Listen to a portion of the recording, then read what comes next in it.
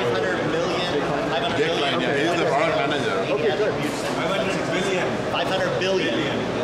Point of sale records, 80 attributes wide, has been processed in around 60 seconds in a 32-core blade architecture today. 10 machines of 32 cores. Yeah. All right. So on the most complex query, the one that took 60 or so seconds, processor utilization was more than 9. All 320 cores were at 95+%. Yeah. Bam, bam, bam. You see them going up like this.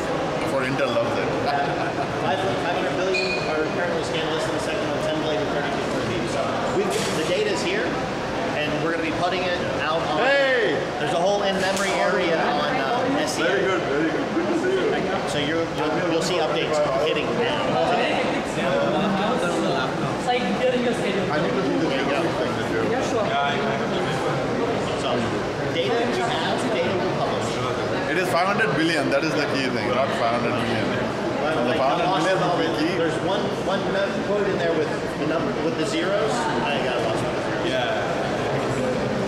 But yeah, Karen Chutka is actually publishing on SDN all the data that we can find and put out, and she's talking to several folks in Waldorf to get it all out there for you guys.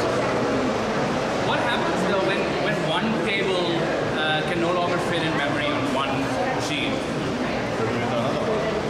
These, You shard by columns, and then you split one column into half, and then of course you distribute columns. That's it. query plan is too complex for people to understand. Because I mean this data set, the 460 billion record data set, had 500 partitions. The reason for that is the 320 cores. Actually there is a technology in Intel called hyper-threading, which lets you get twice the effect. So it is 640 hyper-threads. So you need approximately, it would have been perfect, in a perfect world, 640 hyper-threads and 640 partitions. But 500 because you leave some time for overhead. So you partition the 460 billion records in 500 ways across the machines. Different segments are in different ways. I mean, the sheer scale of this is amazing. The unbelievable thing is that the no aggregates, you have to understand that the dynamic nature of exploration, you don't know what question the end user will ask, so therefore you do every calculation on the fly. This gives you the power to do really dynamic analysis, the not presupposed analysis. We are all so used to things that are cached, things that are materialized, things that are pre-imagined by somebody. That, oh, Vishal only wants to know the answers to these questions. And what if Vishal has another question? Then you are waiting for the thing to come back from the I guess we're slowly approaching that system which will actually finally give us the answer to life, the universe. So, Vishal, I guess, I mean, this would come out on different hardware platforms, right? I mean, we know about HP, I have heard about IBM as well, but on one hardware infrastructure, which is Intel's. Other than that, yeah. Yeah, but that's only the processor part, right? I mean, but again, with different hardware infrastructures, there obviously comes optimizations related to that particular sort of infrastructure, right? I mean, how many hardware platforms is it going to be limited to these two?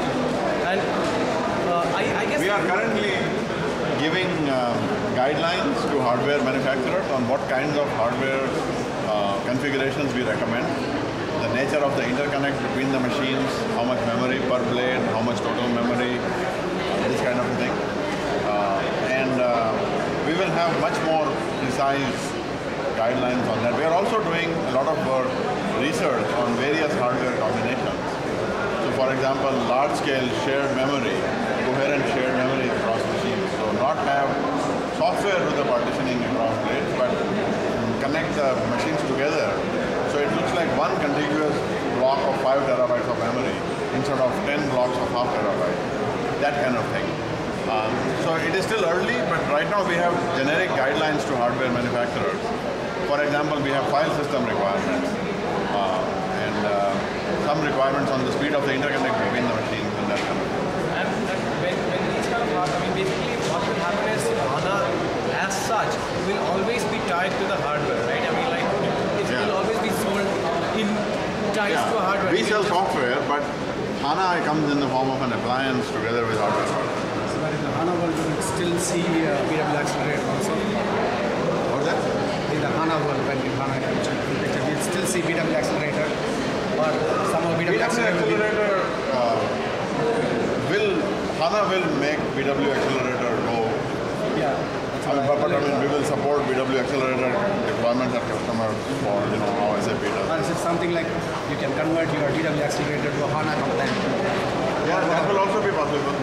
But what happens inevitably in this thing, so we will do HANA for BW, that is more interesting. Yeah. Right, today it is about running BW on HANA.